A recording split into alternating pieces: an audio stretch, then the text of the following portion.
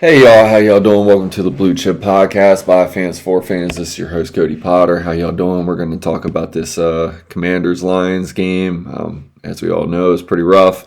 44-22. It's not the results that you want. It just is what it is, man. It's been a tough season for this team.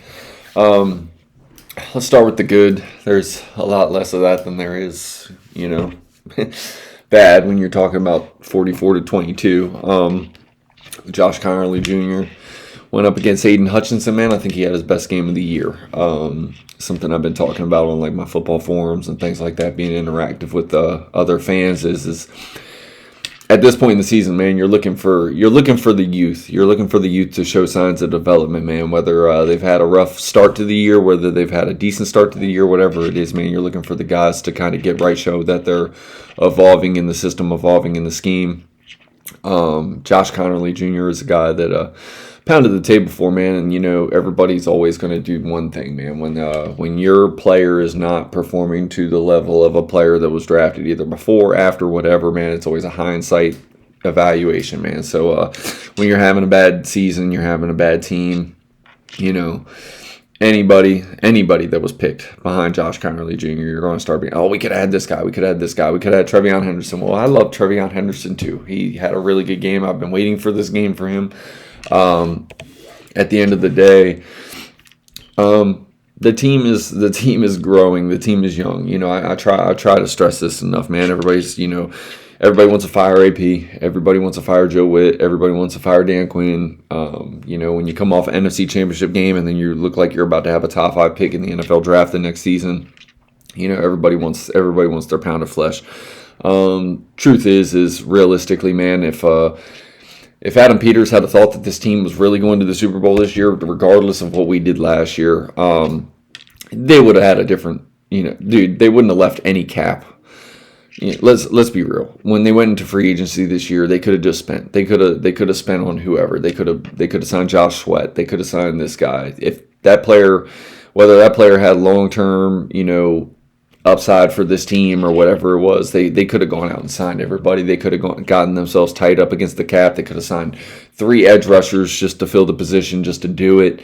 They could have done a lot of things, man. At the end of the day, they didn't make these decisions. At the end of the day, they are drafting and developing for the future of this team, man. When you trade for Laramie Tunsil, you draft Josh Connerly Jr., you have Brandon Coleman, who is going to probably be, at the least, a swing tackle backup. I think he would be your starting left guard right now if Chris Paul wasn't demonstrating that he is excelling at that position, which he is.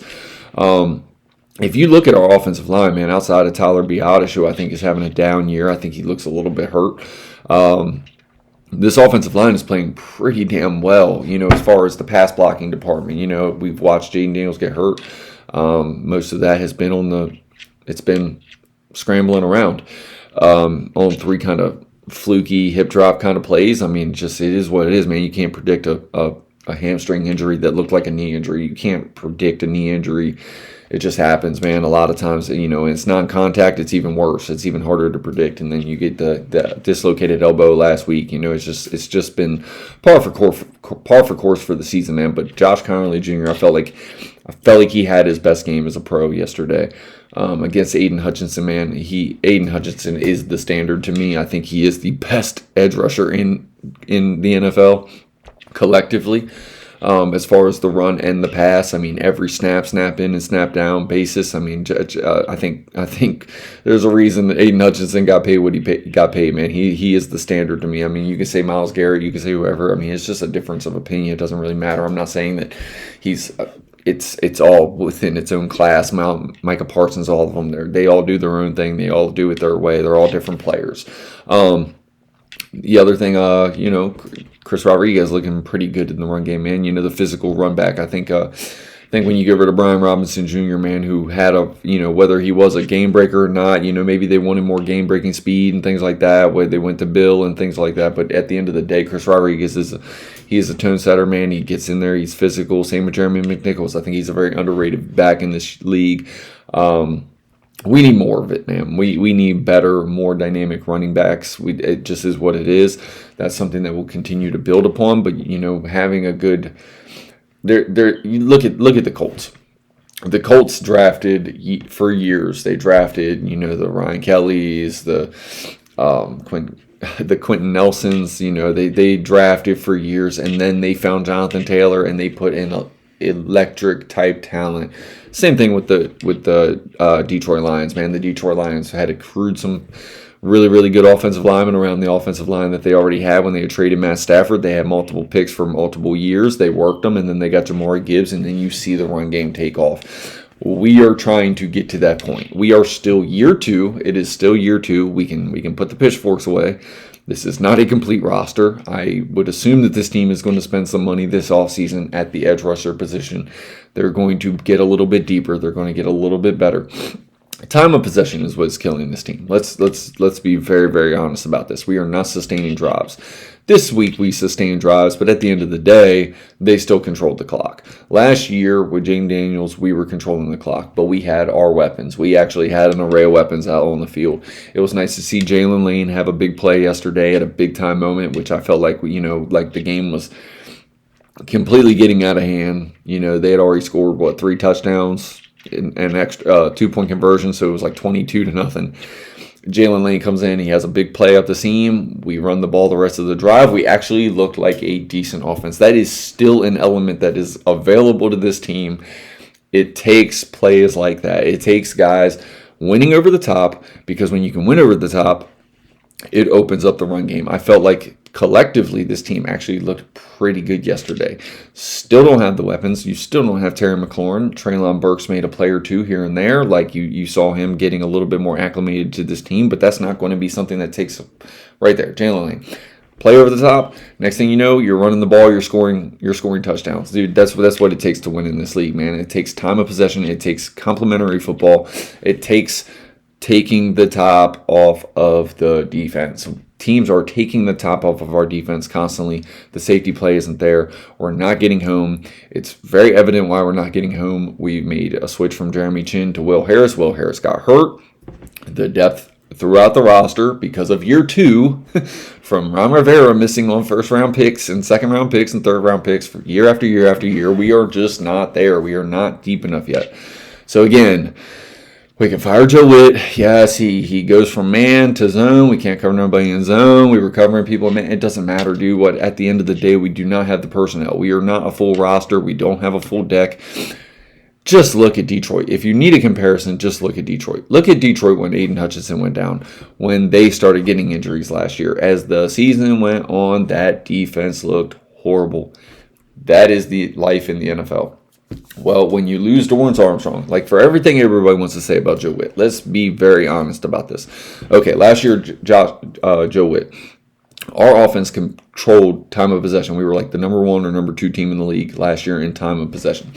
Last year, Dante Fowler Jr. had 10 sacks. Well, I think Dorrance Armstrong, at his current pace, before the injury, was on his way to about 12 to 13 sacks if he continued that pace.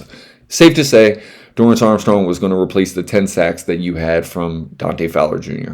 I think we all can agree on that. We saw it on the field. Dorrance Armstrong was a pretty good player for this team. Injured, out for the year. So you don't have that player anymore. We are not deep enough to sustain injuries like this. Our next player in line was Javonte Jean-Baptiste. Comes in, 2 sacks in his first 2 games, coming back from injury, which has been a thing with him, but a 7th-round draft pick. That is not Myles Garrett sitting behind somebody. That is not the Eagles' rotation of constantly trading for veterans and first-round picks and things like that, and constantly moving at the edge position and bringing in younger, brighter players. Year two, guys. Like, again, it sucks. Like, trust me, dude. Like, start watching college football. Start watching another sport. Like, at the end of the day, I watch college football. I scout college football. I get my enjoyment from football, not from the Commanders. Like, I do not hold my life into the Commanders dictating my mood. I don't do it because I find a level of football that I enjoy watching, whether it's every team in college football or Miami actually gets a win, whatever it is, dude. Like, find something to stop letting the Commanders dictate your mood. It is year 2 of a rebuild. This was the season that I expected this team to have last year. Let's be real. I'm not talking about the injuries with Jaden. That's freak shit. You can't really, whatever. And then Jaden excelled beyond everybody's, expectation. This year it's been rough. Now the world is on fire. Everybody needs to get fired, and that's just what it is. The truth is, at the end of the day, This team just needs to continue to produce. Seeing Treylon Burks come in here, get cast off from his other team, are scoring drives, Deebo Samuel making some plays as a wide receiver, as an actual wide receiver. Dude, like, we aren't that far off. The windows in the NFL between a great team, a good team, and a very, very bad team are very, very small. Like, it just is what it is. This isn't college football where 7 players on that roster are going to end up being used car salesmen. This is the NFL. This is their job. This is not for long. This is 3 years and you might never see the field again. 3 years and you might be a practice squad guy that's on 14 different rosters over the next 6 or 7 years until they find a better player to replace you and you play special teams. The NFL, the windows are very, very small. Let's give Adam Peters some time. Josh Connerly Jr. is showing development. He has had the murderer's row of players, of lineups to start. His stat line is not good. Neither, let's be real. Let's be very real about this. When Lane Johnson came out of Oklahoma and went from left tackle to right tackle, he had a very, very bad rookie season. It happens all the time. When you switch a guy from the left side to the right side and they haven't even played the right side of the offensive line, they're going to, you don't just come from college, switch positions and say, oh, I'm better all of a sudden. No, it doesn't work like that. It takes development. It takes vision. It takes looking forward in the window. Like, dude, like, realistically, Trey Amos has shown real flashes. Mikey Samerstill last year showed real flashes. Are we using both of those guys the same way that we lined up our defense last year? No, we're not. The communication on the back end at the safety position, again, I'm going to harp these same things over and over again because it's the same things that you're seeing week in and week out on the field. One thing I will say is the discipline on this defense, man, they gotta figure it out, man. Whether with all these veterans, man, you can't have guys fighting on the field. You can't have Deron Payne swinging it. Ross St. Brown, whether he hit him earlier in the game, it doesn't really matter. At the end of the game, this team needs to make plays. They're not making plays. They're not deep enough to make plays, not with the injuries that they've accrued. They weren't really the deepest roster coming into the season, whether before they had the injuries. This was always going to be a thing. Last year would have gone the same way with 3 critical injuries, not even the amount of injuries that we've had this year. This year, we've had, I don't know, maybe 10 guys that have been on IR. Last year, if we had 3 guys, if you had simply taken Terry McLaurin or Jaden Daniels or Frankie Louvu or Jeremy Chin last year off of this defense would look exactly the same way that it looked this year. So, again, at the end of the day, the Detroit Lions, they kicked our ass. They are year, 5, 6 in their build. We are year 2. Again, year 2. We were always going to have this bad season, like, unless everything just went perfect for this team, unless no injuries happened, unless everything went right, which it doesn't do that in football. Like, the football gods are not that nice. They don't just say, oh, the Commanders had 30 bad years of, Dan Snyder, we're just going to give them 15 years of injury-free football. It just doesn't work that way. It's football. It's freak shit. It happens. Injuries happen. You got to look yourself in the mirror, and you got to continue to develop as a player. Seeing Deebo Samuel in a lost season continuing to play tough football, that makes me happy. Seeing Jalen Lane continuing to work at his craft after having 2 bad weeks as a rookie, having the fumble last week in the kick return game, having the fielding the ball at the 2 weeks before, 2 weeks before this game, rookie mistakes. To see him come out and have a momentum-changing play, it didn't ultimately change the momentum for this team, but it was a big play down the seam. That is something that I've been looking for from this team, from this offensive play calling all season. Then you get Ben Sinnott. Oh my God! Finally, we finally get to see it. Ben Sinnott, finally, on a manufactured touch in the red zone, get the guy in the end zone, give him a little bit of confidence. That is how you develop the youth on the roster. Yes, it's a painful year, but there's something that is going to come out of this year good at the end of it. I believe we're going to have a good offseason. We're going to spend some good money. We're going to get some good players.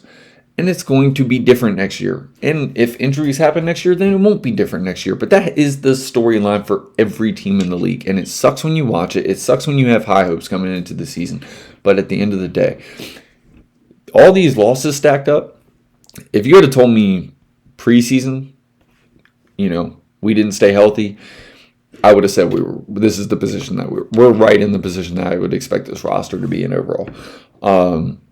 knowing what I know about college football, knowing the grades that I'm giving these guys in college football, seeing what I'm seeing on the college football landscape, whether it is Cassius Howe, whether it's Kendrick Falk, whether it's Akeem Mazador or Reuben Bain Jr. or LT Overton from Oklahoma, from Alabama, or dude the Kamara boys, Bengali or McKeel, whether it's from Indiana or Kansas. I mean, dude, there are really really good edge rushers in this draft class.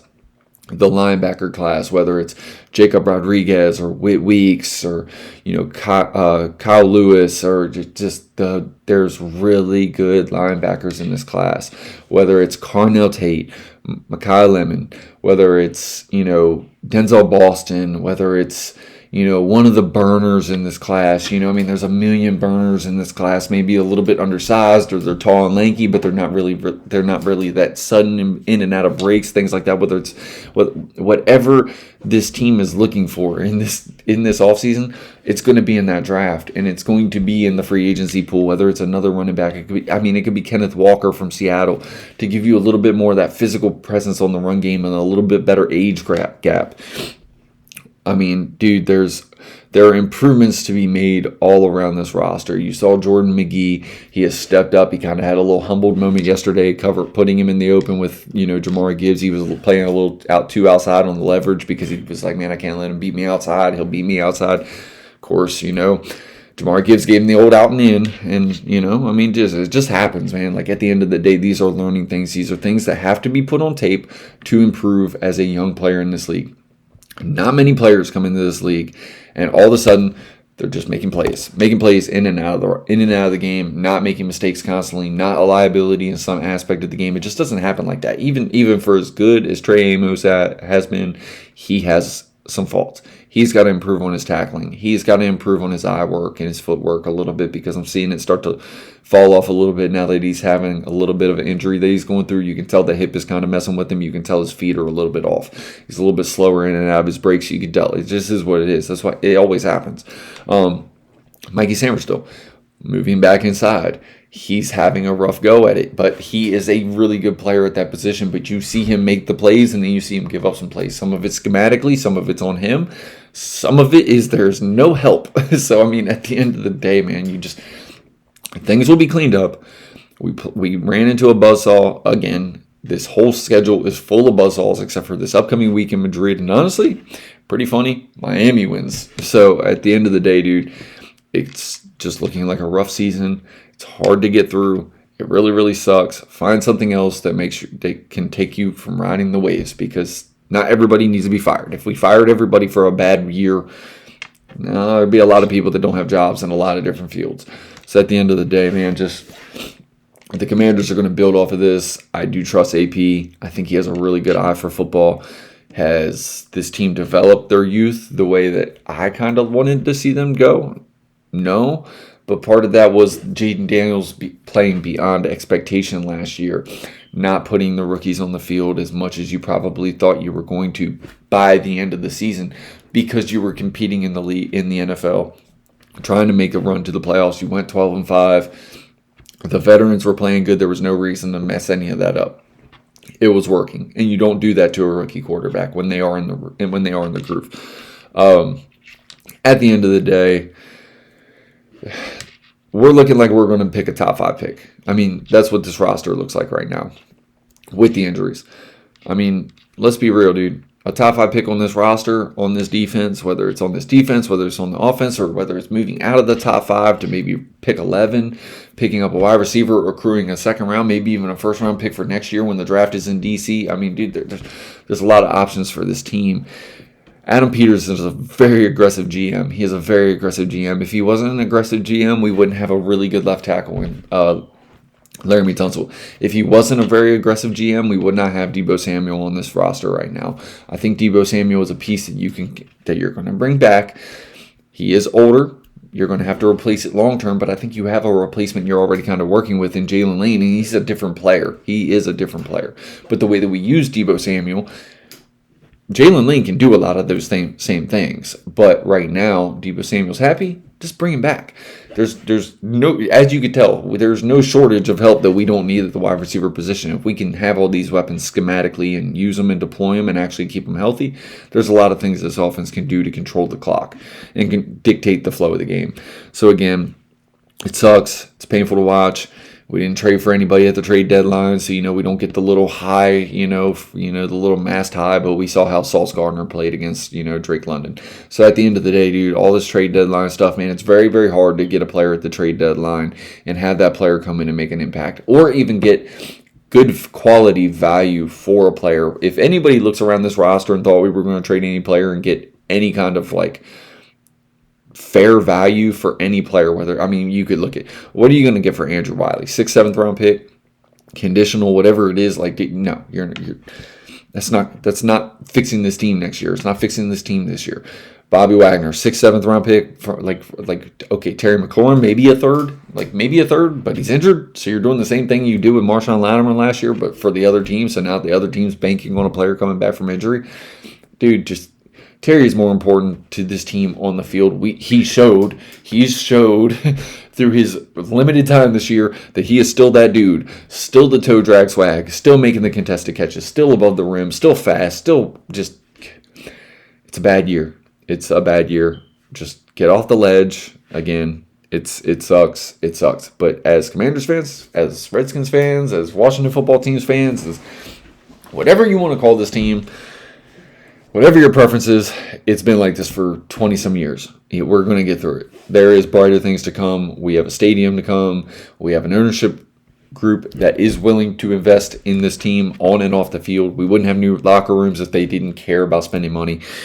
There isn't a percentage of cap that we're rolling over on this roster because this team is afraid to spend money. Adam Peters did not look at anybody that was available in the free agent market last year or in a trade or anything like that, given the cost, and said it was worth it.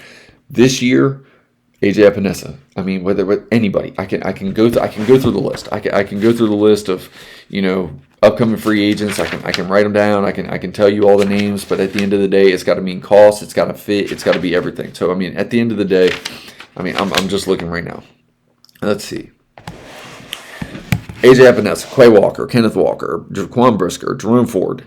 Did any of these players even leave their team? We don't know. So it's very, very hard to predict free agency. It's why I don't get so much into free agency. But I can almost promise you this. Whoever is available in free agency this year, if they're around 26, 27, 28 years old, I can almost guarantee you that whether they sign here or not, Adam Peters is throwing them a pretty good quality offer. And he's going to be in on them players if they fit. The fit has to be there. Yes, we would like to have more draft capital.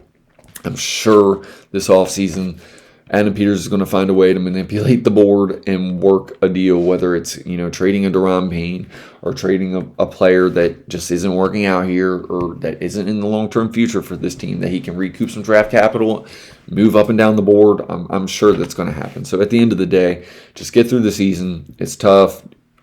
Hats off to Detroit, man. Defense is healthy. They're on their way to the playoffs.